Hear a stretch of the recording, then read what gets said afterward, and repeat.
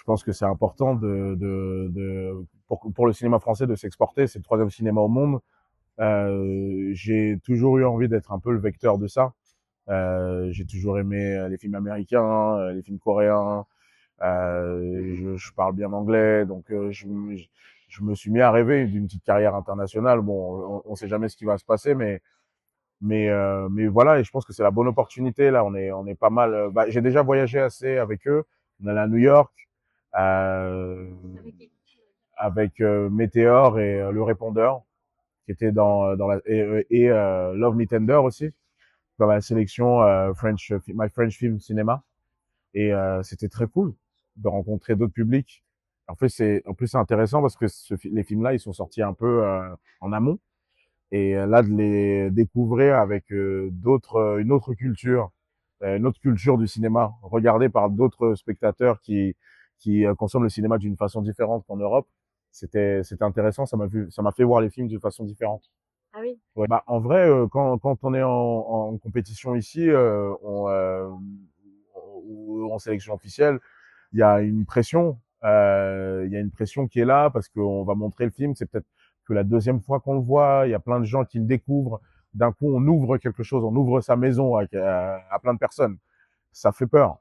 Là, j'étais en détente complète. C'est-à-dire que là, j'ai pu voir des films, euh, j'ai pu euh, j'ai pu voir le tapis rouge, j'ai pu le regarder d'une façon beaucoup plus innocente et ça me fait extrêmement plaisir. Et bon, j'espère quand même revenir avec un film ici, mais j'ai quand même envie de combiner l'expérience que j'ai eue cette année avec une pression peut-être future.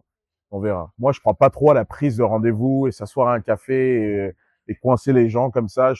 La plupart des interactions que j'ai eues avec des réalisateurs, des réalisatrices, des producteurs, c'est des choses qui sont très spontanées. Bah, à Cannes, c'est particulier. On est là, on a une fête.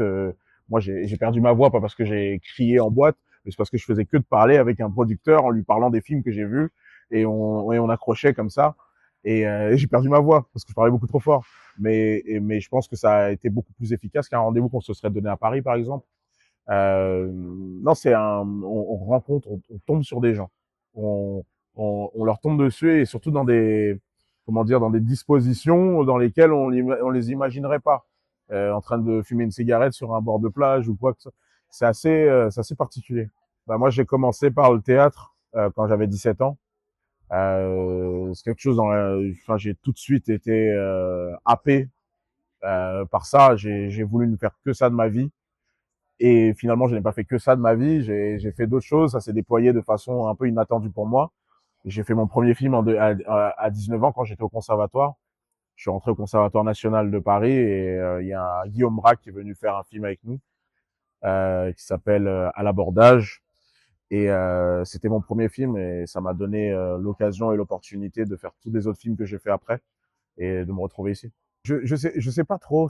En fait, je pense que les auditions, les castings, c'est pas, c'est jamais du jeu d'acteur. C'est quelque chose qui est un peu, c'est un peu quelque chose. Je le vois un peu comme quelque chose d'un peu profane. Je dis pas que je n'aime pas j'aime beaucoup les directrices de casting, les directeurs de casting, mais j'aime bien quand on a un rapport un peu plus humain et que il voit le personnage quand on en parle, il voit le personnage en moi quand on en parle, et pas forcément quand on fait des scènes. Parce que les scènes, des fois qu'on fait ensemble en casting, sont jamais les scènes qui apparaissent dans le film. Donc du coup, des fois, je comprends pas trop bien l'intérêt, à part de me mettre dans une boîte et de faire en sorte que le réalisateur ou la réalisatrice le voit. Mais là, je pense que la première phase de casting, je l'aime moins, mais la deuxième, où il y a la directrice ou directeur de casting et le cinéaste ou la cinéaste, et bien là, d'un coup, il y a quelque chose qui fait beaucoup plus sens pour moi, où c'est circulatoire, où on est déjà quasiment dans une sorte d'émulation de ce qui peut se passer en tournage. Et on a quelqu'un aussi qui est là et qui est là pour voir si l'acteur ou l'actrice qu'il a en face collerait bien avec le projet qu'il est en train de caster. Et je me sens beaucoup mieux dans cette phase. On est vraiment soumis au désir des gens. Et est-ce qu'ils nous ont déjà vus une fois, deux fois. Et moi, je connais des gens qui ont eu enfin, qui ont eu un rôle parce que le metteur en scène cherchait tellement l'acteur, il l'a pas trouvé. et qu'à un moment, il a regardé un film et il avait une scène et ça s'est passé là. S'il n'avait pas vu ce film-là, peut-être que ça aurait été foutu. Et cette chose-là, cette chose liée au hasard, c'est un peu compliqué pour soi de l'accepter. Mais en réalité, bon, ça fait partie du truc. Ça fait partie de la chose et on l'accepte. Et je pense qu'on gagne en sagesse à force.